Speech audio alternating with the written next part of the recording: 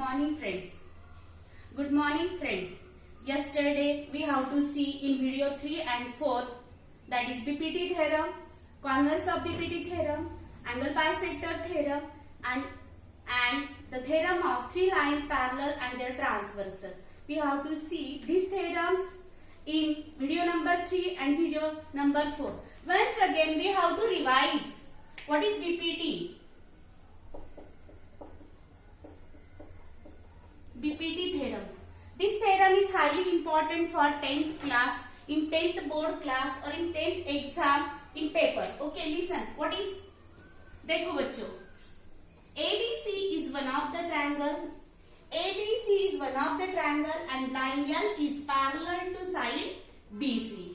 And AB intersect that line at point P and AC intersect that line at point Q. You know that. What is the most important given?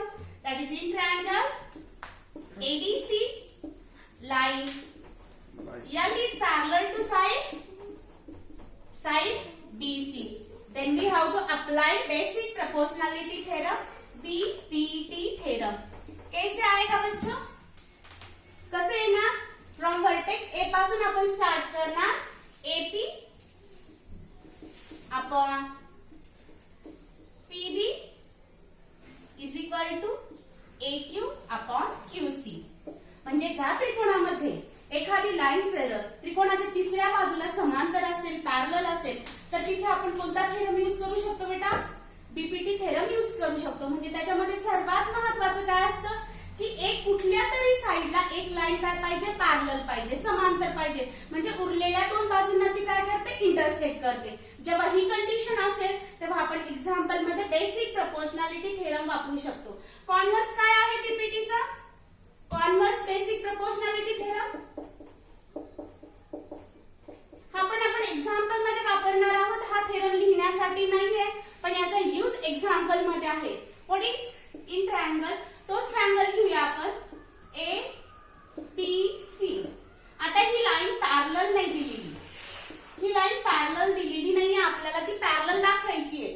तर converse मध्ये काय होतं? In triangle ABC जर हे अंतरछेद intersect जर equal असेल, त्यांचा ratio equal म्हणजेच AP upon PB is equal to काय येणार?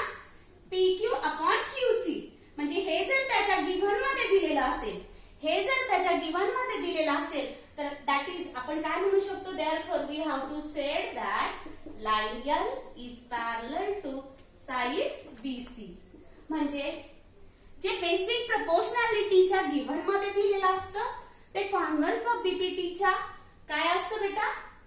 टू प्रूव्ह मध्ये असतं. म्हणजे इथे लाईन पॅरलल दिलेली असती आणि इथे लाईन आपल्याला पॅरलल दाखवावी लागते. इथे याच्या प्रूव्ह मध्ये त्याचे इंटरसेप्ट इक्वल दाखवायचे असतात, तर याच्या गिव्हन मध्ये इंटरसेप्ट हे इक्वल दिलेले असतात. हा दोघांमधला डिफरन्स आहे. त्याच्यानंतर आपण कोणता थेरम बघणार आहोत? तर अँगल बायसेक्टर. हे थेरम्स आपण व्हिडिओ 3 आणि 4 मध्ये बघितलेले आहेत. फक्त आपण रिवाइज करतोय. Remember this. म्हणजेच 11 नंबरचं पेज आहे टेक्स्ट बुकचं, तेच आपण रिवाइज करतोय. फॉर एक्झाम्पल, समजा कोणताही ट्रायंगल घेतला, समजा मी घेतला PQR आणि त्याचा P नावाचा जो अँगल आहे, P नावाचा अँगल मी काय केलाय? बायसेक्ट केलेला दाखवलेला आहे. ह्या दोन खुणा म्हणजेच P नावाचा अँगल PS नावाच्या रेनी काय केलेला? बायसेक्ट दिलेला आहे. त्याचं काय आहे? गिव्हन आहे. म्हणजेच in triangle PQR ray PS bisect angle which angle? QPR. हे आपल्याला गिव्हन आहे, तर इथे आपण काय यूज करू शकतो? Property of angle bisector theorem. कोणती प्रॉपर्टी यूज करू शकतो? Property of angle bisector theorem. म्हणजे अँगल बायसेक्टर थेरम मध्ये सर्वात महत्वाचं काय दिलेलं पाहिजे त्या गणितामध्ये? त्या त्रिकोणाचा कोणता तरी अँगल बायसेक्ट केलेला पाहिजे. तेव्हाच आपण प्रॉपर्टी ऑफ इंटरसेक्ट हा थेरम वापरू शकतो. म्हणजेच by property of angle bisector theorem. काय म्हणतो मग अँगल बायसेक्टर थेरम? स्टुडंट नीट लक्षात ठेवा, हे थेरम्स खूप महत्वाचे आहे. एग्जाम एक्झामसाठी स्टेट बोर्डच्या एक्झामसाठी खूप महत्वाचे आहे, कारण हे थेरम 2 मार्कासाठी ऍज अ ऍक्टिव्हिटी म्हणून येऊ शकतात किंवा पूर्ण लिहिण्यासाठी पण येऊ शकतात, किंवा त्याचं फक्त स्टेटमेंट दिलेलं असेल तर तुम्हाला गिवन टू प्रूव्ह आणि फिगर आणि कन्स्ट्रक्शन सुद्धा फाइंड आउट करायला सांगतील. तर काय इथे अँगल बायसेक्ट केलेला आहे, तर इथे आपल्याला प्रॉपर्टी ऑफ अँगल बायसेक्टर हा थेरम यूज करायचा आहे. तर कसा यूज करणार, तुम्ही असं लिहू शकता, त्याच्या अँगलच्या अपोजिटची साइड तिचा इंटरसेप्ट QS अपॉन SR. कोणता अँगल बायसेक्ट केलेला आहे, P. तर P व्हर्टेक्स पासून स्टार्ट करायच्या remaining 2 sides of that triangle म्हणजे PQ अपॉन PR. आलं लक्षात, हा थेरम कोणता होता, अँगल बायसेक्टर थेरम. आता अँगल बायसेक्टर थेरम आपण बघितला, त्याचा कॉन्व्हर्स काय, त्याच्या उलट, म्हणजे याच्या गिवन मध्ये जे आहे काय, अँगल बायसेक्टरच्या गिवन मध्ये काय दिलेलं की तो अँगल आधीच बायसेक्ट केलेला असतो आणि आपण त्याचे अपोजिटचे साइडचे जे 2 इंटरसेक्ट झालेले उरलेल्या 2 साइडचे रेशो आपण काय दाखवतो, इक्वल दाखवतो. पण हे रेशो त्याच्यामध्ये ऑलरेडी इक्वल असतं आणि नंतर आपण काय दाखवतो, अँगल बायसेक्ट झाला आहे असं दाखवतो टू फाइंड मध्ये. लक्षात आलं. त्याच्यानंतर 3 parallel lines and intersects.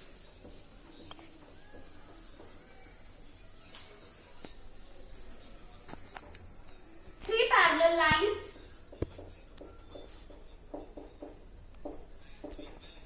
and transversal.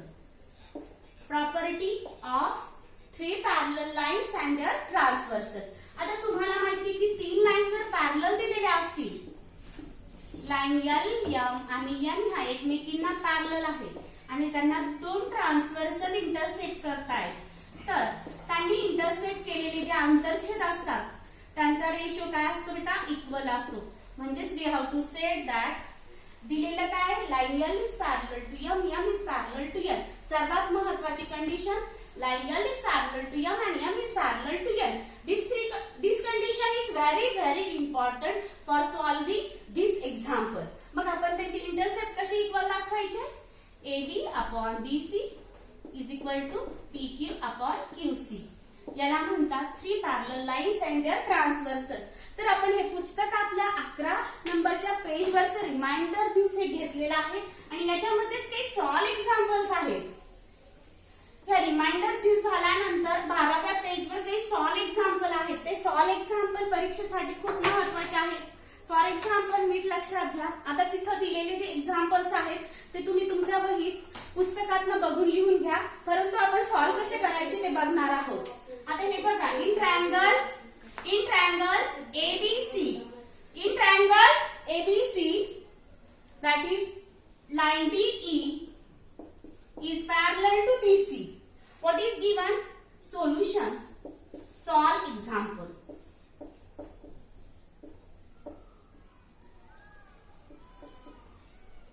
Page number 12. Page number 12. तुम्ही याचा क्वेश्चन स्वतःहून लिहायचा आहे, फक्त आपण इथे सोल्युशन बघणार आहोत. सर्वात महत्वाचं काय की हा ट्रायंगल ABC आहे. इन ट्रायंगल ABC काय महत्वाचं दिलेलं आहे आपल्याला, याच्यामध्ये काय महत्वाचं सांगितलं की DE is parallel to side BC. Okay, segment DE is parallel to side BC. कुठून घेतलं, given. You have to write in that side given. आता आपल्याला कोणता थेरम अप्लाय करायचा आहे, मी काय सांगितलं होतं की ज्या ट्रायंगल मध्ये एक साइड जर त्रिकोणाच्या कुठल्या तरी एका बाजूला पॅरलल असेल तर तिथे आपण बेसिक प्रपोर्शनॅलिटी हा थेरम यूज करू शकतो. Then by basic proportionality theorem, shortly कोणी लिहायचं नाही, BPT पूर्ण वर्ड मध्ये लिहायचं, लॉंग याच्यामध्ये बाय बेसिक प्रपोर्शनॅलिटी थेरम. कसा अप्लाय करणार basic proportionality theorem, from vertex A, AD upon DB is equal to AE upon EC. आपल्याला कोणत्या किमती दिलेल्या आहेत त्याच्यामध्ये, BD AD किती दिलेले आहे, AD दिलेले आहे 1.8. कुठून घेतली हे किमती, मी पूर्ण क्वेश्चन मधनं ह्या किमती घेते. क्वेश्चन मध्ये दिलेला आहे 5.4. त्याच्यानंतर AE किती दिलेले आहे तुमचं, AE फाइंड आउट करायचंय. आणि EC किती दिलेलं आहे 7.2 सेंटीमीटर. कुठून घेतलं गिवन मध्ये. आता तुम्हाला माहिती आहे की न्यूमरेटर आणि denominator one place after point. इकडे पण एक संख्येनंतर पॉइंट आहे, इकडे पण एक संख्येनंतर पॉइंट आहे, म्हणजे हा दशांश पॉइंट काय होणार कट होणार. हा पॉइंट कट होणार. इथं काय राहिलं 18 18/54. इथे काहीच कट होणार नाही 7.2. आता बघा 18च्या पाड्यामध्ये 54 आहे का. 18 आहे का 18 18 दुनी 36 18 त्रिक किती सांगा 54. देन वी हॅव टू 18 1 जा 18 18 3 जा 54. 1/3 इज इक्वल टू A/7.2. आता आपण इथे काय करणार क्रॉस मल्टिप्लिकेशन. काय करणार क्रॉस मल्टिप्लिकेशन. समजलं इथपर्यंत. By cross multiplication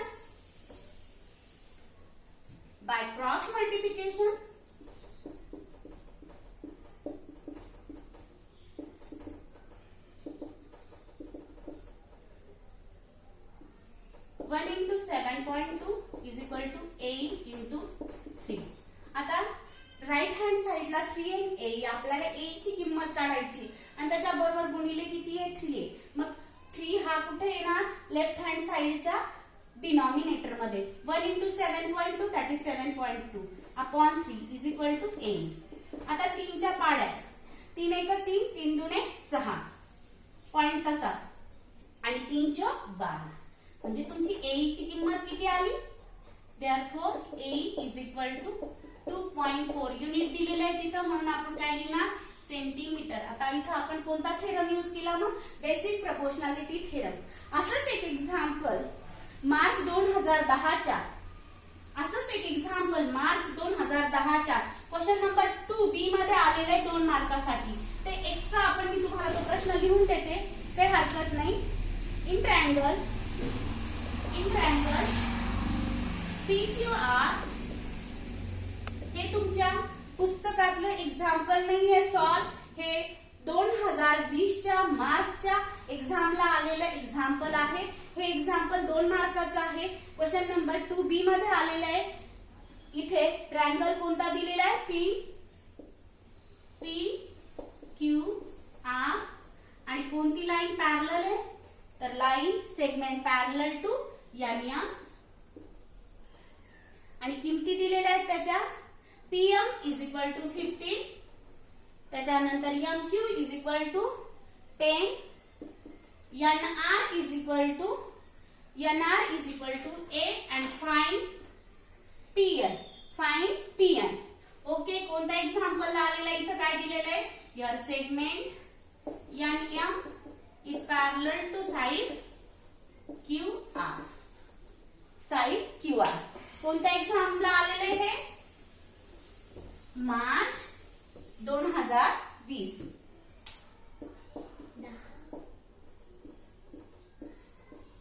question number 2B 2 marks. आता बघा सर्वात महत्वाचं सगळं दिलं इथं की ट्रायंगल ह्याच्यामध्ये ट्रायंगल PQR मध्ये segment NM is parallel to QR.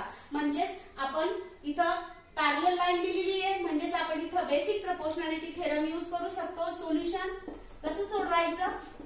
In triangle PQR segment NM parallel to side QR by basic proportionality theorem.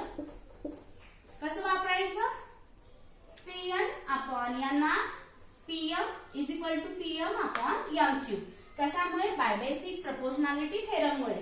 कसं लिहिणार मग तुम्ही आधी असं लिहिलं तरी चालेल PM upon MQ is equal to PN किंवा PN अपॉन NR आधी लिहिलं तरी चालतं.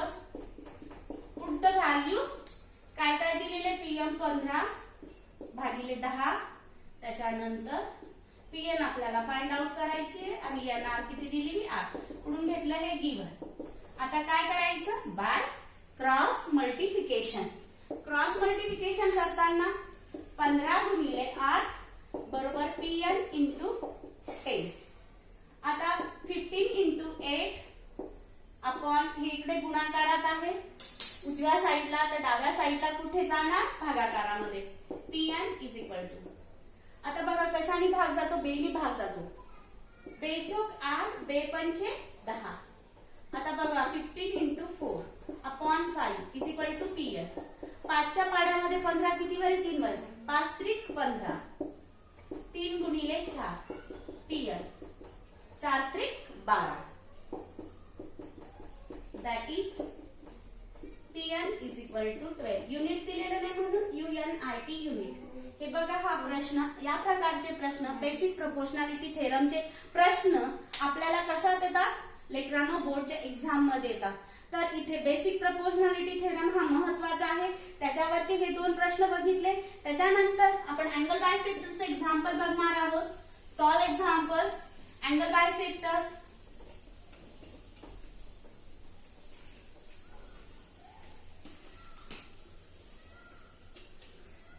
सॉल्व एक्झाम्पल अँगल बायसेक्टर काय दिलेले आहे, हा ट्रायंगल दिलेला आहे PQR. त्याचा R नावाचा अँगल हा आधीच बायसेक्ट केलेला आहे RS नावाच्या रेनी किंवा सेगमेंटनी. हे बघा जेव्हा असं चिन्ह असतं तेव्हा अँगल बायसेक्ट केलेला दिलेला असतो. आपल्याला मोस्ट इम्पॉर्टंट गिवन काय, in triangle PQR segment RS bisect angle PRQ. आपला दरवाजा उघडला आहे अँगल बायसेक्टरचा. काय दिलेलं आहे की एक अँगल बायसेक्ट दिलेला आहे. मग आपण इथे काय वापरू शकतो, by property of angle bisector. हे बघा बाळांनो, इथे काय गिवन आहे ते लिहिणं गरजेचं आहे. तुम्ही त्याच्यावरून तिथे थेरम अप्लाइड करताय, त्यामुळे तुम्हाला सर्वात महत्वाचं काय गिवन दिलेलं आहे ते देणं आवश्यक आहे. हा अँगल बायसेक्ट करतो म्हणजे त्याच्या अपोजिटची साइडचे रेशो घ्यायचे, म्हणजेच PS अपॉन SQ आणि इज इक्वल टू काय येणार, that is RP upon RQ. आता ह्या किमती तुम्हाला दिलेल्या आहे गिवन मध्ये. PR किती दिलेलं आहे किंवा PR किती दिलेलं आहे तुम्हाला, दॅट इज 15 आणि QR किती दिलेले आहे, QR किती दिलेले आहे तुम्हाला, QR दिलेले आहे 20 आणि त्याच्यानंतर PS 12 दिलेलं आहे आणि SQ तुम्हाला फाइंड आउट करायचं. हे कुठून घेतलं आपण, गिवन. हे बघा लेफ्ट राईट मध्ये लिहिलं काय, राईट लेफ्ट मध्ये लिहिलं काय, बरोबरच आहे. 3 इज इक्वल टू 3 येत असतं, त्यामुळे हे आधी लिहिलं हे नंतर लिहिलं तरी चालतं, काहीच अडचण नाही. इथे पण by cross multiplication 12 into 20 15 into SQ किंवा QS. मग हे 15 कुठे जाणार बेटा, डिनॉमिनेटर मध्ये. 12 into 20 upon 50 is equal to SQ. आता बघा तुम्ही 5च्या पाड्याने भाग घेऊ शकता. 5 त्रिक 15, 5 चोक 20, 3 चोक 12, 3 चोक किती आले 12, 4 चोक किती येणार मग, 4 चोक 16. म्हणजे SQ ची किंमत किती आली तुमची 16 युनिट. किती आली 16 युनिट. कसं सॉल्व्ह केलं आपण, क्रॉस मल्टिप्लिकेशन 12 इंटू 20 आणि 15 इंटू XQ. तर हे बघा 12 इंटू 20 अपॉन 15 दॅट इज 5च्या पाड्याने 5 त्रिक 15, 5 चोक 30. त्याच्यानंतर 4 गुणिले 4, 4 गुणिले 4 किती येणार 16. म्हणजे SQ ची किंमत किती आली 16. या प्रकारचे गणित सुद्धा क्वेश्चन नंबर 2 मध्ये येत असतात. ऍज अ ऍक्टिव्हिटी म्हणून पण येतात किंवा तुम्हाला पूर्ण सॉल्व्ह करायला पण येतात. मग याचं सर्वात महत्वाचं गिवन काय, ह्या त्रिकोणाचा एक कोणता तरी अँगल बायसेक्ट केलेला दिलेला असतो. त्याच्यानुसार आपण ओळखायचं की इथे अँगल बायसेक्टर ही प्रॉपर्टी वापरायची आहे. थँक्यू.